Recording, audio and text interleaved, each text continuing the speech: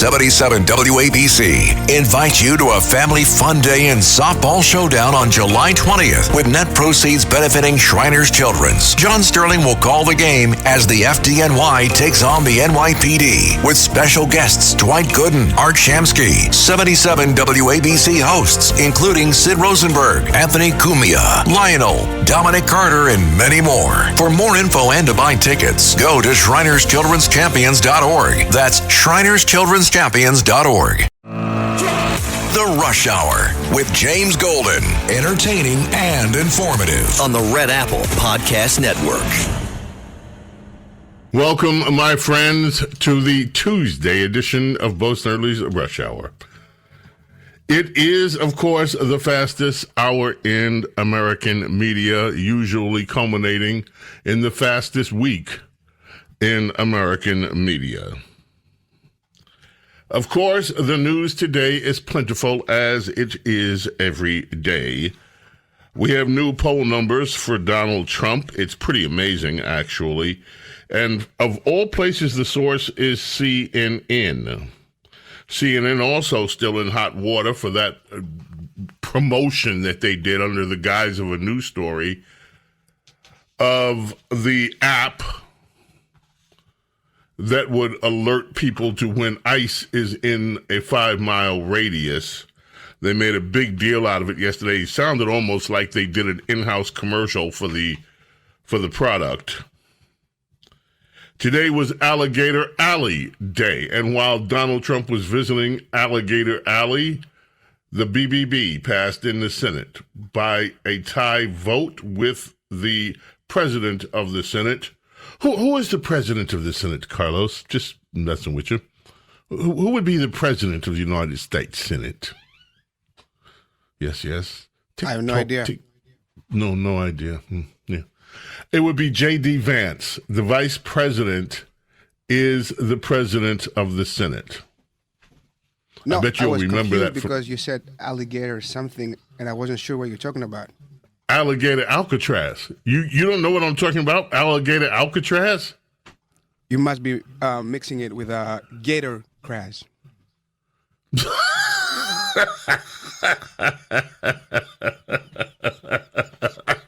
No, Carlos, you must be mixing it. It is Alligator Alcatraz. The president was there. And oh, what a day and what a trip that was. It is, in fact, that dominates our soundbites. Also in New York, Zoran. It sounds almost like I seem to remember some game that or some movie. It's like Zorat, the movie. It's like Zorat? Borat. No. There was some movie, Zohan or something. Yeah. Some movie about But it's okay. So it's not Zoran. It's not Zohan. It's Zoran. Anyway, Zoran Mamdani officially took away the New York primary, expanded his lead over Andrew Cuomo, which doesn't bode well for an independent run by Quaid. This looks like it is just barreling down the tracks. Now, when Donald Trump was at Alligator Alley visiting, he was asked about Mamdani, and we have that clip as well. So I'll tell you what, rather than me just pontificating about things in the news, the big, beautiful bill, by the way, the House members, I bet, are at airports right now rushing back to Washington, D.C., so that voting might begin tomorrow. And there are at least 6 Republicans quite unhappy with the product that was turned out of the United States Senate. Princess Diana, I know you're out there. Princess Diana doesn't she is the princess of policy, but on mundane political things, like she predicted this weekend, and she said it. She said, look, I haven't been following blow by blow what's going on with these things because what she said absolutely happened. She said, as they make the sausage, when it comes down to it, it'll be a close vote, but the Republicans will vote this through. It was as close could get. Zoltar, the fortune teller at Coney Island. That must be Lady Benedict that just booked, because she's like a movie. Yep, it's her. the fortune teller at Coney Island, Zoltar. That's what I was thinking of. And then Zoltan in Big with Tom Hanks, Jim Robinson came in there. Sandler movie. You don't mess with the Zohan. You don't mess with the Zohan. That's an Adam Sandler movie. Oh, an Adam Sandler movie. That figures I don't know anything about Adam Sandler movies because I never thought that guy was that funny, frankly. I don't think he's that funny. Look, and these people are talented. I'm just talking about me. I'm not talking anything about them. Mike Mamone is on the case. You Don't Mess with the Zohan is the movie you're thinking of. Thank you. Don't Mess with the Zohan. Mr. Mike is on the case. Jim Rollins is yeah, I know there was something. I wonder if they're going to make a movie about this guy. You know, this guy, you know who he reminds me of? All right, so I just scratched everything I was going to do. I was going to start with the Alligator Alley stuff, but since we're on Zoltar, Zohan, Zolbar, Gold Bars, cut 15. Let's hear If him. you do succeed, let's say, in convincing Albany to raise taxes, and I'm a little skeptical that that'll happen, but let's say you do, there is concern, as Governor Hochul mentioned, that there will be people who leave New York City for Palm Beach or elsewhere. I know we're not going to be playing our little violins for the billionaires who have to pay more taxes, but they do take a lot of money with them. And in fact, the Citizens Budget Commission found that hundreds of thousands of high-income New Yorkers have left New York City in just the past 5 years, and households that earn more than $1 million pay about 40% of New York City taxes. So why dismiss concerns that your potential tax base that you need to harvest money from to pay for these things will leave? I don't think that these are concerns to be dismissed. These are ones that I have to engage with. And ultimately, as part of the other conversation of how do we win over voters who haven't yet joined this campaign and this coalition, I have to meet with New Yorkers who are concerned about any aspect of my campaign. I have to meet with them who oppose with this campaign, because I'm not looking to lead a coalition of those that voted for me. I'm looking to lead an entire city of 8.5 million people. And the reason that I believe that we need to increase taxes on the 1% and the most profitable corporations is because of the fact that those are taxes that would then pay for a better quality of life for all. But only if they stay. And the reason that I believe that they would stay, because I want them to stay, is that when the Fiscal Policy Institute did an analysis of the top 1% of New Yorkers, they found they leave at 1/4 the rate of other income brackets. And when they do leave, they go to other states that are considered high tax, New Jersey or California. I've seen this study, and I have to say I'm a little dubious, because we're talking about a major change in the tax system that would hasten departures that are already happening. Again, we've lost hundreds of thousands of wealthy New Yorkers already. We now have more millionaires than we did in 2021 in this state. And the reason that I'm confident is all I'm speaking about is a 2% increase in income taxes for New Yorkers who make $1 million or more a year. And when it comes to corporations, it's matching our state's top corporate tax rate, 7.25%, to that of New Jersey, 11.5%. That's why I believe that this is both feasible and necessary, but I'm going to meet with business leaders about this. I've already started having those conversations because I do not want them to leave. I want them to stay. And the reason I think that we can have them stay is we're going to use this money to create a better quality of life, even for themselves. You know something, folks? You listen to this guy. Number one, he's not a lightweight. This guy is not a lightweight. He's not an imbecile. Now, he may be a commie. He may be a diehard commie the way some of his plans are, but this is not an ideological imbecile.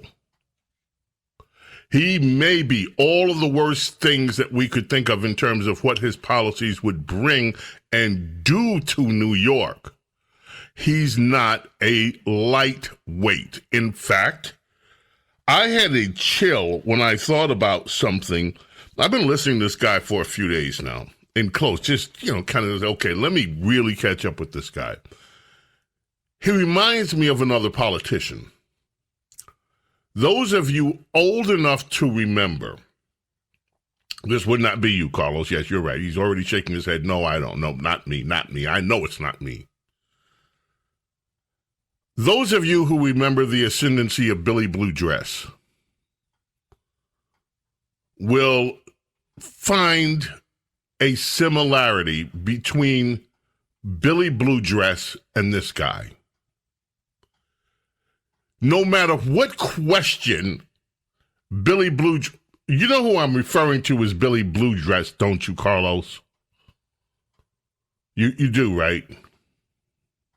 Bill? Yes, Bill. Bill? Yes, Bill. Bill Clinton, as New Yorkers like to call him, Clinton. Bill Clinton. Bill Clinton was the same. Now, I said back. Now, someone just let me see. Was it Lady Benedict that just mentioned Barry? No, Barry was smooth, but Barry was nowhere as smooth as Bill Clinton in Clinton's prime. There was no politician smoother. When he was asked the question, when he was in his prime, there was no politician that I have ever seen as smooth as Bill Clinton. Yes, Princess Di. Yes, total con artist. 100% total con artist. Which is why this guy could play both sides of the same room and have you shaking your head, but I just heard him say this, but now he's saying this, and they're completely opposite, and I seem to be the only one in here that notices, because everyone else is sort of like, oh, what a great guy. Wow, he's really sharp. Isn't he something? Even the press was goo goo gaga. They're like, have you ever heard somebody lie as smooth as this guy? Of course, they didn't use the word lie, but that's what we all knew. Have you ever seen anyone confound the Republicans like this? As soon as you ask him a question, he has this nice little old folksy, oh, shucks. I just love everybody kind of personality. I love everybody. Republicans are just really, they're horrible scum Nazis, but we all like each other here. And Bill Clinton was just going with this little folksy way of explaining things, just like this guy. Of course, I have to, never mind all those things you heard me say about the Jews. Why, I have to really run a city of New York. And everybody, I want everybody to feel safe. Why, never mind the fact that I was out rapping about people that are actually terrorists that want to kill them. But if I'm going to lead the city, we have to make everybody just feel right at home in New York. And then he rolls out the facts. He has numbers just like that off the top of his head.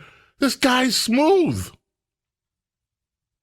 And you have to do your homework to really catch him in what he's saying.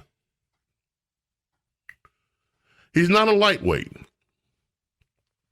And it would be a mistake to treat him like a lightweight, in my humble opinion. James Goldman, Snerdley. Princess Di just reminded me. You picture Bill Clinton gets asked this incredible question, and he used to do this. We used to just marvel at this kind of stuff, or laugh at it, or he would bite his lip. He would bite his little lower lip and say, no attack can feed a hungry child. He'd say stuff like that.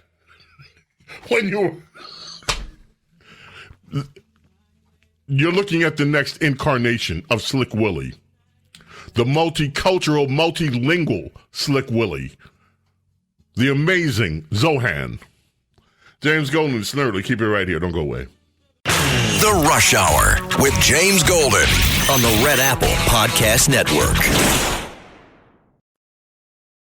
77 WABC invites you to a family fun day and softball showdown on July 20th with net proceeds benefiting Shriners Children's. John Sterling will call the game as the FDNY takes on the NYPD with special guests Dwight Gooden, Art Shamsky, 77 WABC hosts including Sid Rosenberg, Anthony Cumia, Lionel, Dominic Carter, and many more. For more info and to buy tickets, go to ShrinersChildren'sChampions.org. That's ShrinersChildren'sChampions.org. Greg Kelly here for Colonial Metals Group. China's leading the largest anti-American alliance since World War II, one that's already dumped U.S. bonds, grabbed 43 million acres of our farmland, and is plotting to dethrone the dollar. That's why IRA and 401k savers are protecting their savings with gold. Go to freegoldguide.com/Kelly or call 800-655-5186 for your free gold guide on how to protect your wealth with gold 100% tax-free. The Rush Hour with James Golden. Entertaining and informative. On the Red Apple Podcast Network. I will be in jail if I see somebody wearing an alligator Alcatraz shirt or any type of merch. It is a concentration camp. And using that language matters. It is a concentration camp, and we're acting like it's an amusement park. It's disgusting. Wow. Okay, this is big, folks. Breaking. Oh, yeah, it's the birthday of Debbie Harry, of course, the songwriter-singer with Blondie today. Happy birthday, Debbie Harry. Breaking news. Thank you. Breaking. Princess Diana sent me a story. If this is true, it is being reported in Outkick, which is a credible, it's a widely read and widely respected news organization, Outkick. Here's the headline, folks. UPenn to apologize for allowing Leah Thomas to compete on women's team.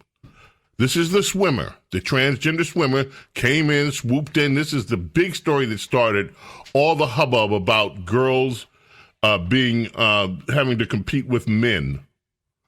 And university, apparently, it reports Outkick has agreed to resolve its Title IX violations to comply with the Department of Education.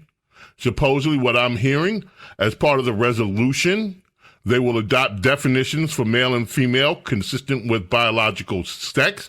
They will restore the stolen records and titles to female athletes and issue personal apologies to each of the impacted female swimmers.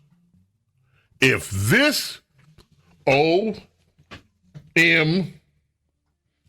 you know who. This is huge. James Golden, Snerdley. Thanks, Princess Di. We're going to continue. Don't go away. Fastest hour in American media continues. The Rush Hour with James Golden On the Red Apple Podcast Network.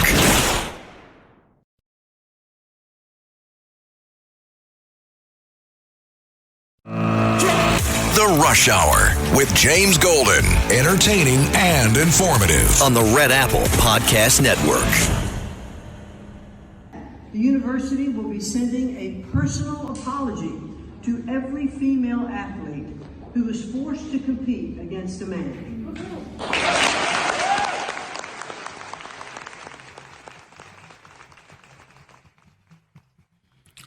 It's true. It's all over the place now. The University of Pennsylvania has agreed to ban transgender women from its women's sports teams to resolve a federal civil rights case. The U.S. Education Department, under Donald J. Trump and Linda McMahon, Secretary, announced the voluntary agreement today. The case focused on Leah Thomas, the transgender swimmer who last competed for the Ivy League school in Philadelphia in 2022, when she became the first openly transgender athlete to win a division title. Part of the Trump administration's broader attempt to remove transgender athletes from girls and women's sports. Under the agreement, Penn University agreed to restore all individual Division I swimming records and titles to female athletes who lost out to Thomas. Penn also agreed to send a personal apology letter to each one of the swimmers that they robbed. Well, that's me saying it, of course. It wasn't clear whether Thomas would be stripped of her awards and honors at Penn.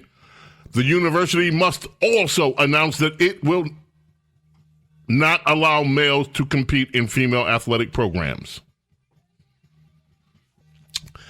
My friends, the news just keeps on coming. Fast hour in American media. There is a news story that, yes, we're going to get to Alligator Alley. Time is running out. Let me just get to this one real quick. Folks, here's another huge story out here that is not going to be splash headlines all over your local rag or newspaper, depending on what. And that is, it's in the New York Times. I don't know how much it's going to be highlighted. California rolls back its landmark environmental law. Gavin Newsom and state lawmakers scaled back a law that was vilified for its role in California's housing shortages and homelessness crises. California leaders yesterday rolled back a landmark law, national symbol of environmental protection. For more than half a century, over 50 years, the California Environmental Quality Act has allowed environmentalists to slow suburban growth as well as give neighbors, disaffected parties, powerful tools to stop projects they found objectionable. Newsom signed two bills written by Democrats but had rare bipartisan support in California's divided state capital, where Republicans barely have a voice in anything. And they weakened the law. The majority Democrats realized that California's bureaucratic hurdles had made it near impossible to build enough housing for the 40 million people that live in California. That has resulted in soaring and persistent homelessness, et cetera, et cetera, et cetera. So the long story is, this law that was hailed as California's miracle environmentalist wacko law and quickly spread everywhere else, giving these environmentalist wackos unchecked power to supposedly stop growth, but to basically fuel the not in my backyard syndrome, or we don't like you because the darted woodpecker snail buck fly has a nest nearby your house, and no, you can't develop, or you can't develop anything until that's all. No, all that stuff is being weakened now. In other words, this is a huge defeat for liberalism. These people have stood on this mountaintop for years and stopped all kind of growth as California sinks into third world status. And they're not going to ever apologize and say, oh, they just do this. Well, you know, I think we perhaps we made a little bit of a mistake here for the last half century. It's amazing. That is big. Okay, let's get to some of this. We're not going to have time to do everything. Let's start. Go from the top. Carlos, number one, let's check in with Donald Trump's poll numbers. Dig this, folks.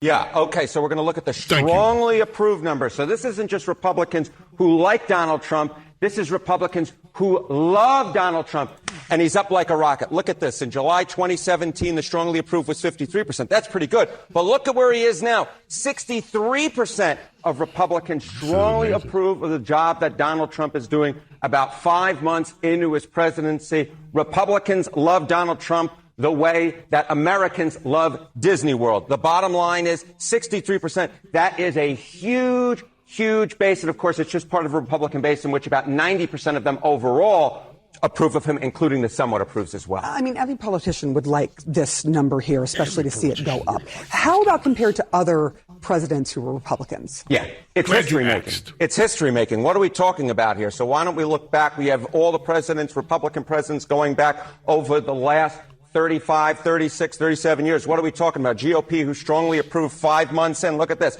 George H.W. Bush, Bush 41, 46%. Bush 43, 59. You see Trump, the first term, 53. But look at this. 63%. He beats all the other Republicans on the board here. And I was looking even back since Reagan.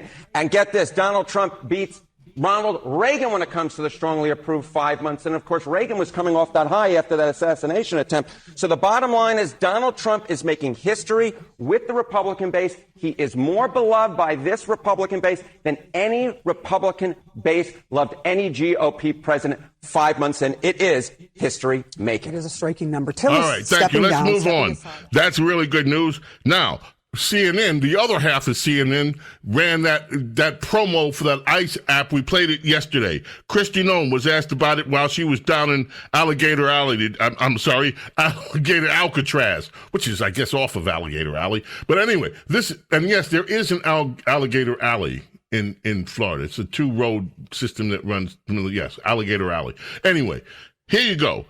Cut to Kristi Noem. And Madam Secretary, CNN yesterday pushed an app that lets you track where ICE agents are. Tom Homan was saying that perhaps CNN should be prosecuted for that. That's obstruction of law enforcement. Your response? Yeah, we're working with the Department of Justice to see if we can prosecute them for that, because what they're doing is actively encouraging people to avoid law enforcement activities, operations, and we're going to actually go after them and prosecute them with the partnership of PAM if we can, because what they're doing, we believe, is illegal. And they may be prosecuted also for having given false reports on the attack in Iran. Yes. They were given totally false reports. It was totally obliterated, and our people have to be celebrated, not come home and say, what do you mean we didn't hit the target? We hit the target prison. The pilots came home and they said, we hit the target prison. So they may be very well prosecuted for that. What they did there we think is totally illegal.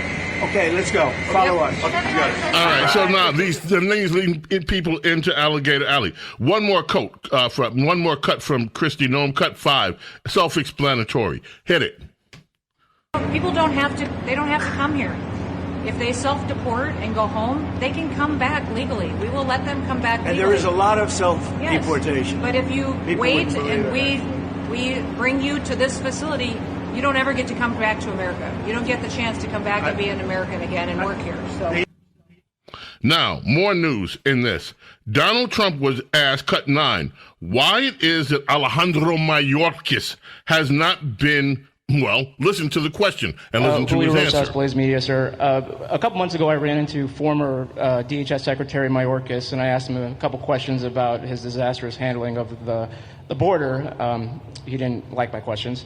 But the number one question that I heard from people in responding to my video was, why hasn't he been arrested yet? Obviously you guys are cleaning up the mess that was made deliberately for the past 4 years, and so people want accountability. It's great to see that the border is secured, and it's great to see the state level cooperation. But I guess I would ask you, why hasn't he been held accountable, or anybody really? Well, pardons were given out by to many people, and they shouldn't have been given out. Like the Unselect Committee of Political Thugs was given a pardon because they destroyed all of the information from 2 years of hearings, and they should be arrested, but they were given pardons. Was he given a pardon, Mayorkas? Was he not? I don't believe so. Well, I'd take a look at that one, because what he did is it's beyond incompetence. Something had to be done. Now, with that being said, he took orders from other people.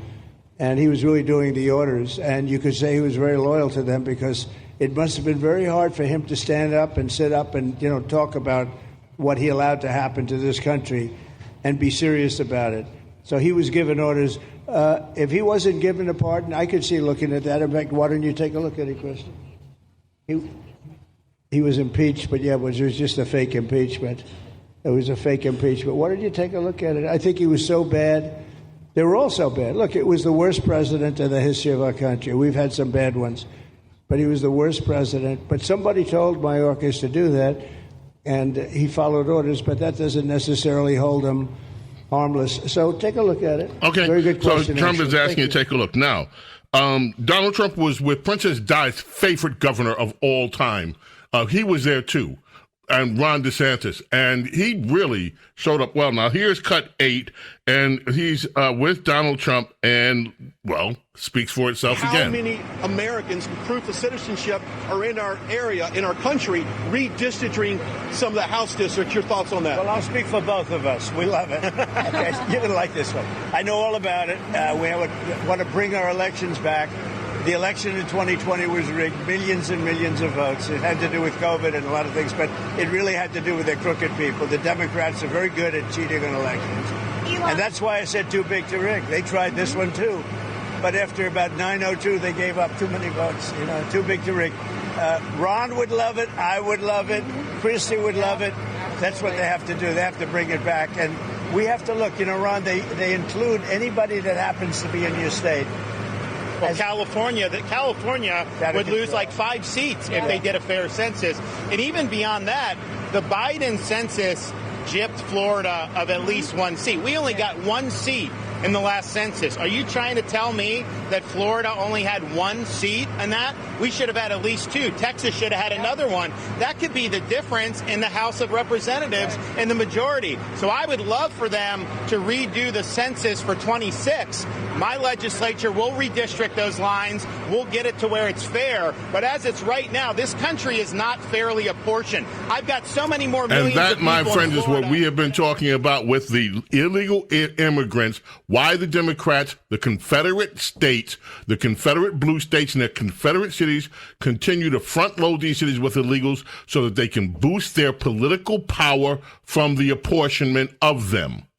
That is something that has to be addressed. Now, Ron DeSantis, again, Princess Di's favorite governor in the country, also cut 6, had this to say. This is, we're offering up our National Guard and other folks in Florida to be deputized to be immigration judges. We're working with the Department of Justice for the approvals. I'm sure Pam will approve.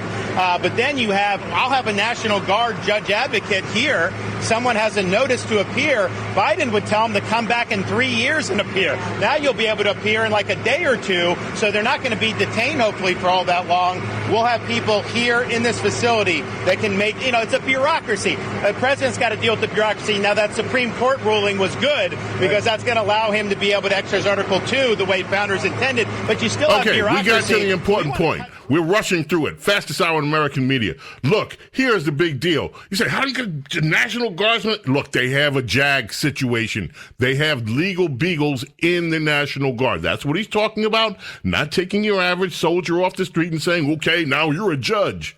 No, they're talking about using the legal division inside the National Guard to adjudicate cases right in real time in Alligator Alcatraz. Great idea. Cut 14. He was asked about Zoran Mandami.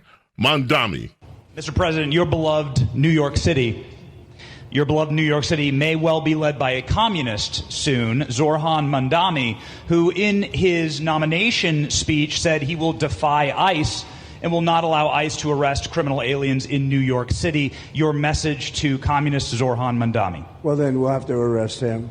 Look, we don't need a communist in this country, but if we have one, I'm going to be watching over him very carefully on behalf of the nation.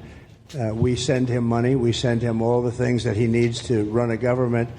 And by the way, they get about 3 times what you get, Ron. If you look at the per capita, Florida gets 1/3 of what New York gets in terms of the numbers. Why don't you give us those numbers? Yeah, well, because that's what we should send him. Yeah, okay, that's what we got. So anyway, you heard it, folks. Important news there. We'll arrest him. Good. And he did say at the end of the soundbite was that there are people looking at right now the immigration status and all of that. So there's some movement on this. So here is from the New York Times headline: "We shouldn't have billionaires," Mamdani says. Mamdani, appearing on Meet the Depressed days after the mayoral primary, Zoran Mamdani defended his proposals to make New York City more affordable and to increase taxes on the wealthy. In the course of that, he said, and this is a quote, "I don't think we should have billionaires." So when these people start telling you that he's being defamed, the right wing is calling him communist. No, we're not calling him a communist. We're actively, because of he's calling himself a communist by the things that he's saying. But, I want to represent everybody, even the billionaires, which there ought to not be billionaires. But since there are billionaires, I want to represent them, too. And, I did not have sex with that woman, Miss Lewinsky. Now I need to just I'm sorry. Wrong time. Anyway, we got to take a break. We'll be right back. Don't go away. The Rush Hour with James Golden on the Red Apple Podcast Network.